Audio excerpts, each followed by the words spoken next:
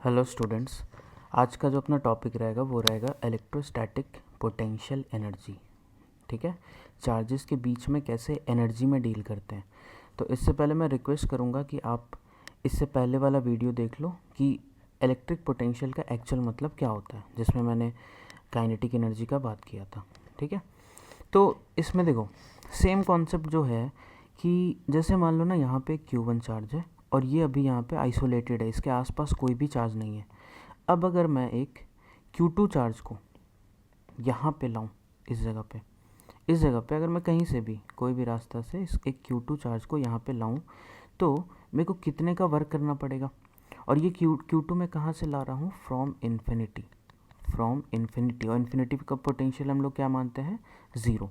तो तुम एक चीज़ सोचो, यहाँ पे जब लेके आए तो जो एनर्जी का मैं फॉर्मूला आपको बताया हूँ, या तो ऐसे सोचो कि हमको इस Q1 को लाने में ना, जब हम इस Q1 को यहाँ पे ला के रखे होंगे तो हमको कोई भी वर्क नहीं करना पड़ा था, क्योंकि इसके आसपास कोई और चार्ज है ही नहीं। वर्क अब करना पड़ता है जब कोई चार्ज रिपेल कर रहा हो उस आने वाले चार्ज को।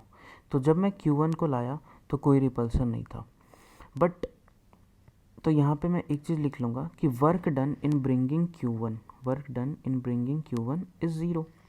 अब जब Q2 को हम लेके आए हैं तो वर्क डन जो हम लेके आए, मतलब मैं इसको बहुत ही स्लोली ऐसा करके पकड़ के लेके आ रहा हूँ। तो याद है work done by external force, यहाँ पे स्लोली ही एज्यूम करेंगे। तो work done by external force क्या था, Q into V final minus V initial. तो सोचो कितने का वर्क होगा, फाइनल हम इस पॉइंट पे ला रहे हैं। अब इस पॉइंट का पोटेंशियल ये बना रहा है जो पहले से यहाँ पे है, तो इसके का पोटेंशियल क्या हो जाएगा, K Q1/R। ठीक है, तो ये जो आ जाएगा ये Q इंटू ये आ जाएगा K Q1/R। अच्छा, चार्ज जिसको हम लाएं वो तो Q2 है, तो जो चार्ज होगा वो Q2 हो जाएगा, और माइनस इनिशियल पोटेंशियल क्या था, ज़ीरो, इन्फिनिटी का हो जाता है ज़ीरो, तो इसको हम ज़ीरो लिख देंगे। तो देखो वर्क मेरा आया वो क्या आया, K Q1 Q2/R। यही जो हम वर्क किए ना, ये इसके काइनेटिक एनर्जी को तो बढ़ाया नहीं। Why, because we are bringing this charge very slowly, means इसका जो काइनेटिक एनर्जी का चेंज होगा ना वो ज़ीरो के बराबर होगा। तो आखिर मेरा ये वर्क जो है, वर्क मतलब जो हम एनर्जी इसको दिए वो गया कहाँ, तो वही बन जाता है इन दोनों चार्जेस का पोटेंशियल एनर्जी। मतलब इस सिस्टम का पोटेंशियल एनर्जी बोलेंगे तो ये वाला जो वर्क हम किए। ठीक है, तो इसको हम लोग U से दिखाते हैं, that is electrostatic potential energy. इसी का नाम आता है इलेक्ट्रोस्टैटिक पोटेंशियल एनर्जी। ठीक है, तो दो चार्जेस के बीच का पोटेंशियल एनर्जी निकालने का, पोटेंशियल एनर्जी, हाँ, तो क्या फॉर्मूला हो जाएगा, K इंटू दोनों चार्ज को मल्टीप्लाई करो। अच्छा, साइन के साथ रखना, याद रखना, एनर्जी में साइन के साथ, और डिवाइडेड बाय इनके बीच का डिस्टेंस। थ्री चार्जेस का भी ना मैं डेरिवेशन करके इसको समझाना चाहता हूँ। तो ये डेरिवेशन जब समझ आ जाएगा ना तब आप इसके क्वेश्चन को कर पाओगे। ठीक है, तो देखो कैसे हम लोग इसको सॉल्व करें कि जैसे मान लो कि अपने पास एक चार्ज है Q1, अपने पास एक चार्ज Q1 हम लोग मान लेते हैं, जो कि इस जगह पे यहाँ पे है Q1। ठीक है, अब मेरे को बताओ इसके आसपास तो कोई चार्ज नहीं है, तो Q1 को इन्फिनिटी से इस जगह पे लाने में कितना का वर्क करना पड़ा। Work done in bringing Q1 कितना हो जाएगा, तो W in bringing Q1 equal to zero. ठीक है, क्योंकि आसपास पहले से कोई भी चार्ज नहीं है। अब अगर मैं इसके कुछ दूरी पे, जैसे मान लो यहाँ से अगर मैं कुछ R12 की दूरी पे एक और चार्ज को लाना चाह रहा हूँ जो कि है Q2, तो बताओ कितने का वर्क डन करना पड़ेगा। इसको भी मैं इन्फिनिटी से यहाँ तक लाया, तो ये जो वर्क डन करना रहेगा वो कितना हो जाएगा, W ऑफ Q2 जो है वो क्या फॉर्मूला होता है, Q into V F minus V I. और इस Q2 को मैं लाऊंगा भी कहाँ से, वो इन्फिनिटी से। तो इन्फिनिटी मतलब इनिशियली वो इन्फिनिटी पे था, तो वी आई अपना ज़ीरो हो जाएगा। वी एफ, अब इस पॉइंट का पोटेंशियल कौन बना रहा है, जो पहले से चार्ज है, जिसको हम मूव कराते हैं उसका पोटेंशियल का इफेक्ट नहीं लेते हैं। तो जो पहले से यहाँ पे है वो Q1 है। अब Q1 के कारण इस पॉइंट पे पोटेंशियल क्या हो जाएगा, तो उसको लिख लेते हैं, किस चार्ज को लाएं, Q2 को। पोटेंशियल वहाँ पे क्या था, K Q1/R12 और माइनस ज़ीरो। तो ये जो अपना सॉल्व हो के आएगा ये आ जाएगा K Q1 Q2/R12 R12, ठीक है, ये एक टर्म आया। तो work done in bringing Q1 0 था और Q2 को लाने में इतने का वर्क किए। अब मान लो हम एक और चार्ज लेके आते हैं जो कि यहाँ से मतलब R13 दूरी पे हो और Q2 से, जैसे यहाँ पे एक मिनट इसको मैं बना लूँ, यहाँ से कुछ दूर है तो ये ऐसा करके मैं मार्क कर दे रहा हूँ कि ये जो चार्ज है ना इसको भी मैं इन्फिनिटी से लेके आया हूँ, इन्फिनिटी से लेके आया Q3 को। ये जो है ये R13 है और ये जो है ये R23 है, ठीक है। ये जो है ये R23 क्यों, क्योंकि Q2 और Q3 के बीच का डिस्टेंस है और Q1 और Q3 के बीच का जो डिस्टेंस है वो R13 है, ठीक है। तो अब इसको लाने में जो वर्क करना पड़ेगा वो ज़रा ट्राई करो एक बार लिखने का, Q3 को लाने में जो वर्क, तो work done in bringing Q3 क्या हो जाएगा, चार्ज अपना Q3 है इनटू फाइनल पोटेंशियल, फाइनल मतलब इस पॉइंट का। अब देखो Q3 से पहले Q1 भी यहाँ पे है, Q2 भी यहाँ पे है, Q2 को तो हम ला चुके हैं, तो इस पॉइंट का जो पोटेंशियल होगा ना वो इन दोनों के कारण लिखना पड़ेगा। तो इन दोनों के कारण अगर लिखें तो कितना होगा, Q1 जो है ये R13 डिस्टेंस पे है, Q2 जो है वो R23 पे है, तो इसको लिख लो, कितना हो जाएगा के Q1 बाई R13 प्लस के Q2 by R23 minus initial क्या है इन्फिनिटी पे। तो अपना ये जो है ये फाइनल है। अच्छा इस टर्म्स को एक बार तोड़ो, तो ये क्या मतलब तोड़ो नहीं मल्टीप्लाई करो, तो K1 मतलब K into Q1 Q3 by R13 plus K into Q2 Q3 in by R23। अब इन तीनों वर्क जो हम किए, पहला को लाने में 0 वर्क, दूसरा को लाने में ये और तीसरा को लाने में ये, इन तीनों में हम बहुत ही स्लो लाए हैं। तो ये सारा जो मेरा वर्क है वो आखिर गया कहाँ, तो वो बनता है सिस्टम का पोटेंशियल एनर्जी, तो U ऑफ सिस्टम। अब इसको लिख लो, W1 तो ऐसे ही 0 है और ये जो दूसरा वाला है वो ये है और तीसरा वाला ये, तो इनको लिखो तो ये आ जाएगा K Q1 Q2 by R12 plus K Q1 Q3 by R13 plus K Q2 Q3 by R23, ये अपना आ जाएगा, ठीक है।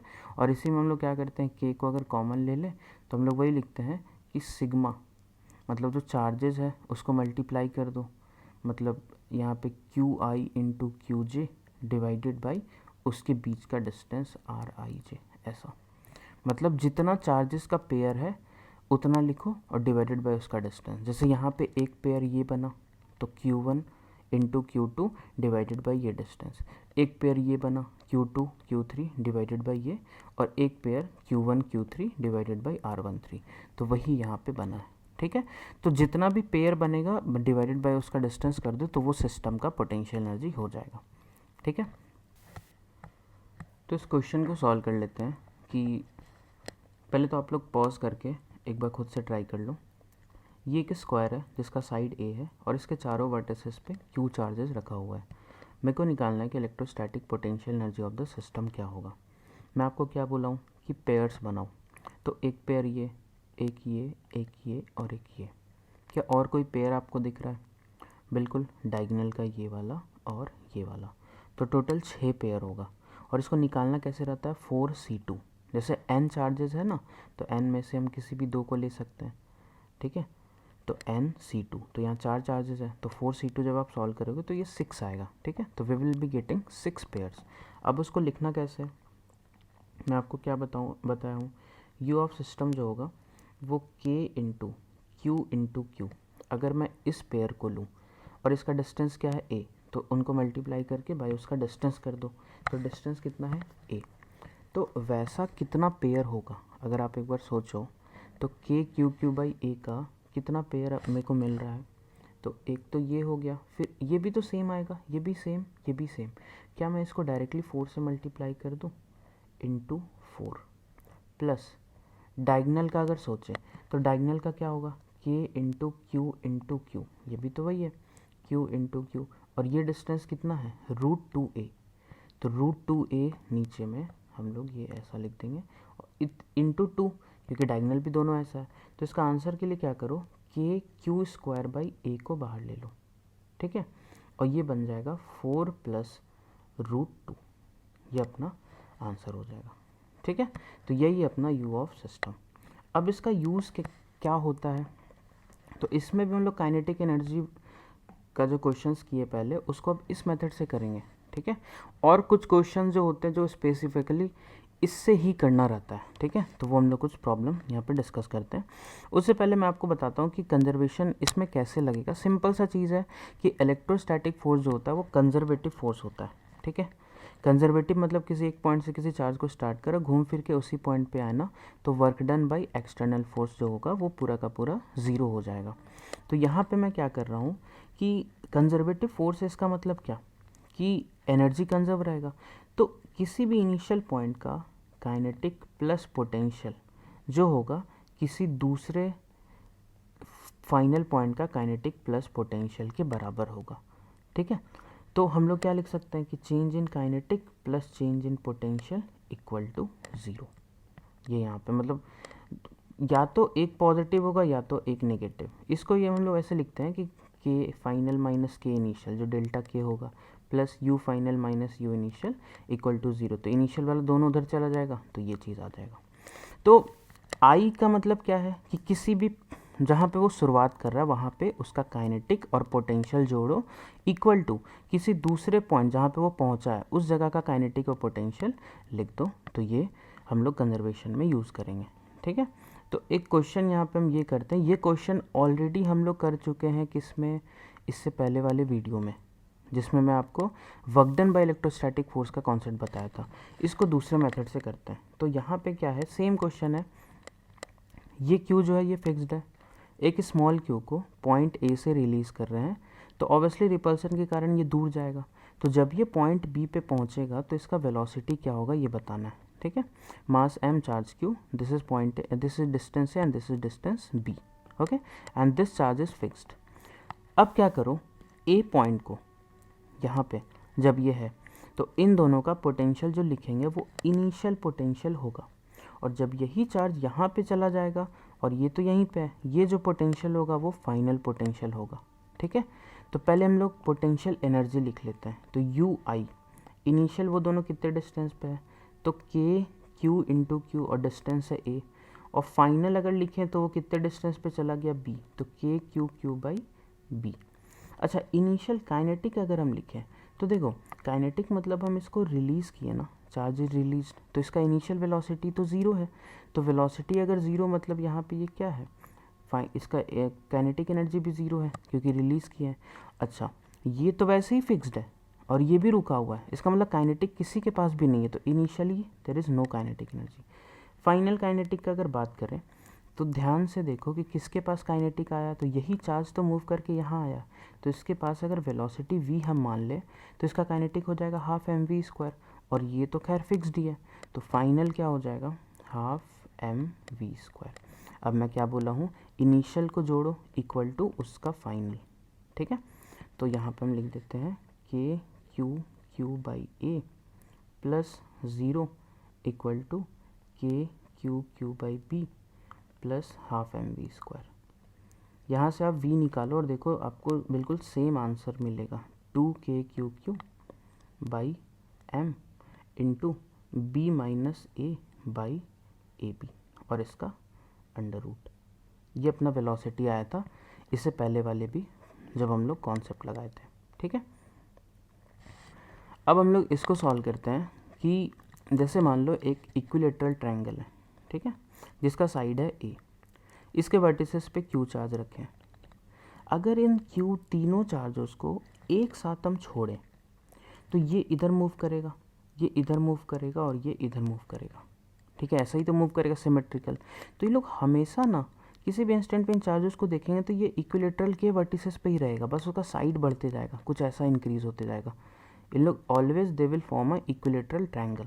ठीक है, तो जब हम ए साइड पे छोड़ें, जब हम इसको रिलीज़ किए तो ये ए था। ठीक है, तो जब ये 2a पे आ जाएगा ना, जब ये वर्टिसेस ऑफ 2a पे आ जाएगा then they will have some velocity, इसका वेलोसिटी इधर हो जाएगा v, और सिमेट्री से इसका भी v होगा और इसका भी v, क्योंकि सब चीज़ बराबर है, बिल्कुल सेम मास सेम चार्ज। ठीक है, तो हमको यही वेलोसिटी निकालना है। ठीक है, कॉन्सेप्ट लगाओ ये वाला।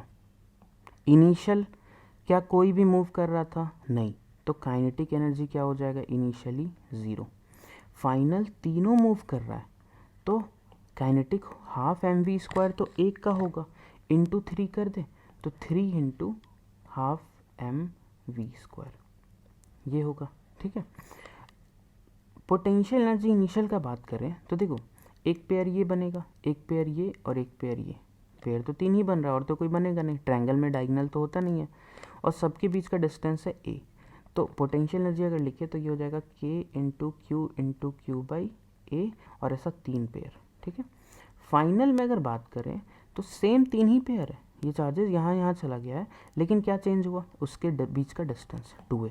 तो क्या हो जाएगा? k into Q by 2a into 3। अब जोड़ दो, initial plus initial equal to final plus final. तो हम लोग को जो आंसर आएगा, मतलब आंसर नहीं अभी तो सॉल्व करते, तो ये अपना 0 plus 3k square by A equal to 3 into half M V square, ये काइनेटिक है, plus 3 into K square by 2a। तो 3 कट जाएगा। अब K square by A minus K square by 2a, तो वो आ जाएगा K square by 2a equal to half M V square. ठीक है, तो ये 2 भी गया, तो v अपना आ जाएगा K square by M into ए का अंडर रूट। क्यू चाहो तो इसमें से बाहर ले लो, तो ये अपना आंसर आ जाएगा। ठीक है, तो आई होप ये फिर से क्लियर है। अब इसका एक क्वेश्चन कर लेते हैं जो कि थोड़ा सा इंपॉर्टेंट भी है, और ये आपको मॉडर्न फिजिक्स में भी मिलेगा। यहाँ पे क्या है, एक फिक्स न्यूक्लियस है, इधर से एक अल्फ़ा पार्टिकल को, जो कि बहुत ही दूर पे है, वेरी लार्ज सेपरेशन, मतलब इनके बीच का जो दूरी है ना वो बहुत ही ज़्यादा है। ठीक है, तो बहुत ही लार्ज सेपरेशन से एक अल्फ़ा पार्टिकल को इसके तरफ भेजें। अब क्या होगा, अल्फ़ा पार्टिकल में चार्ज कितना होता है? +2e। यही तो चार्ज होता है, 2 प्रोटॉन जो रहता है, इसमें 2 प्रोटॉन और 2 न्यूट्रॉन रहता है, तो मास इसका 4 mp के बराबर होता है। ठीक है, और चार्ज होता है 2e के बराबर। ठीक है, और यहाँ पे एक फिक्स न्यूक्लियस है जिस पे चार्ज है z इंटू ई। ई तो मेरे को पता ही है ई क्या होता है, और z इसका एटॉमिक नंबर है। ओके, तो जब इस पॉजिटिव चार्ज वाले को, इसका चार्ज भी +2 ही है, और यहाँ न्यूक्लियस में तो पॉजिटिव ही रहता है, तो जब ये इसके तरफ जाएगा तो रिपेल होगा, रिपेल होते होते तो ऐसा जाके यहाँ पे क्या होगा, रुकेगा, और फिर ये वापस इधर की तरफ आएगा। तो ये डिस्टेंस हमको निकालना है कि कितना इसके नज़दीक ये जा पाया, डिस्टेंस ऑफ क्लोजेस्ट अप्रोच। ठीक है, तो हम लोग इसको कैसे सॉल्व करेंगे ना, कि जैसे मान लो ये अपना अल्फ़ा पार्टिकल है, और इसको हम कुछ स्पीड दिए, इसको स्पीड मान लो हम दिए v0। ओके, अब ये आगे गया, और यहाँ पे ये अपना न्यूक्लियस है जिसका है +z इंटू ई। अब ये आगे गया यहाँ रिपेल होते होते यहाँ जाके फिर ये वापस घूमा, तो हमको क्या निकालना है, हमको ये डिस्टेंस ही निकालना है, जिसको हम अभी d मान ले रहे हैं। ठीक है, अब ना तुम क्या करो, जो अपना 2 पॉइंट है, इनिशियल मानो कि जब एक बहुत ही दूर था, और फाइनल इसको मानो। ठीक है, फाइनल जब ये जस्ट यहाँ पे रेस्ट में है, क्योंकि टर्न लेने के पहले जस्ट इसका स्पीड जो होता है वो 0 रहता है, तो यहाँ पे ये चार्ज रुका हुआ है, और ये तो वैसे ही फिक्स्ड है, तो फाइनल काइनेटिक एनर्जी कुछ बचा ही नहीं। तो इसको सॉल्व कैसे करेंगे, देखो, के इनिशियल किसके पास काइनेटिक है, alpha particle, half M v0 square.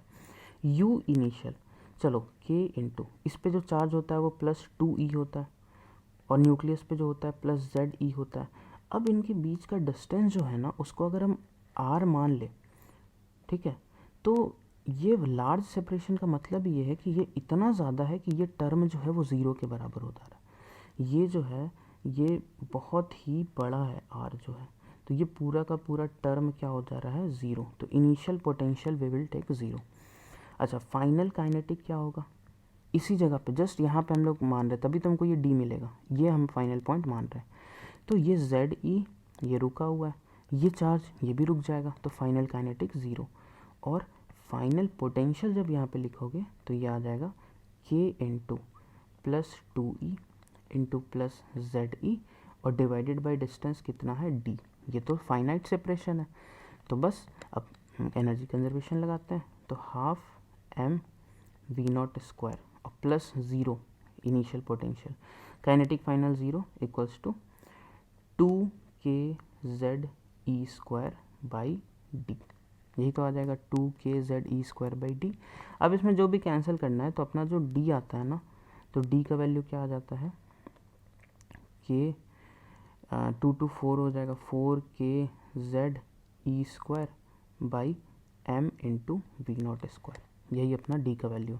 यहाँ पे एक चीज़ ध्यान रखना कि d जो है ना वो V0² के इन्वर्सली प्रोपोर्शनल है, ठीक है, V0² के इन्वर्सली प्रोपोर्शनल।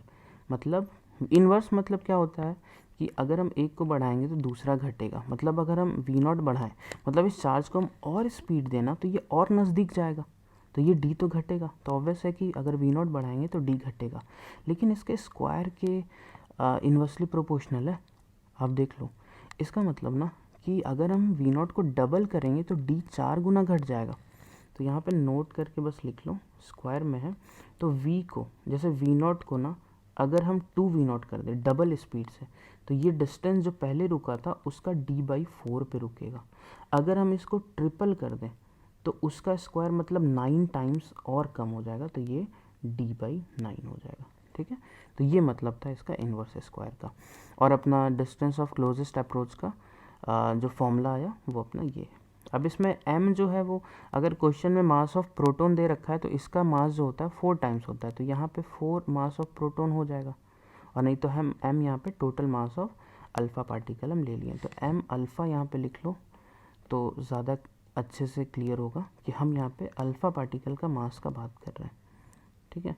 तो इसको मैं लिख लेता हूँ m अल्फ़ा, और m अल्फ़ा जो होता है वो 4 टाइम्स ऑफ प्रोटॉन के मास के बराबर होता है। तो अगर क्वेश्चन में तुमको प्रोटॉन दे रखा है तो तुम इस चीज़ को यूज़ कर लेना, ठीक है। तो ये क्लियर हो गया। अगले वीडियो में हम लोग मिलेंगे कि सिमेट्रिकल, मतलब अगर एक क्यूब दे रखा है तो इसमें पोटेंशियल एनर्जी कैसे लिखें, क्योंकि इसमें पेयर करने जाओगे तो यार ये 8c2 मतलब 8 × 7/2 टोटल 28 पेयर्स बनेंगे, तो 28 पेयर्स को हम लिखते तो नहीं रहेंगे, तो इनका पोटेंशियल एनर्जी कैसे लिखना है, ठीक है, वो अगले वीडियो में करेंगे। तो आई होप ये चीज़ क्लियर हो रहा है। ओके, मिलते हैं अगले वीडियो में। Thank you.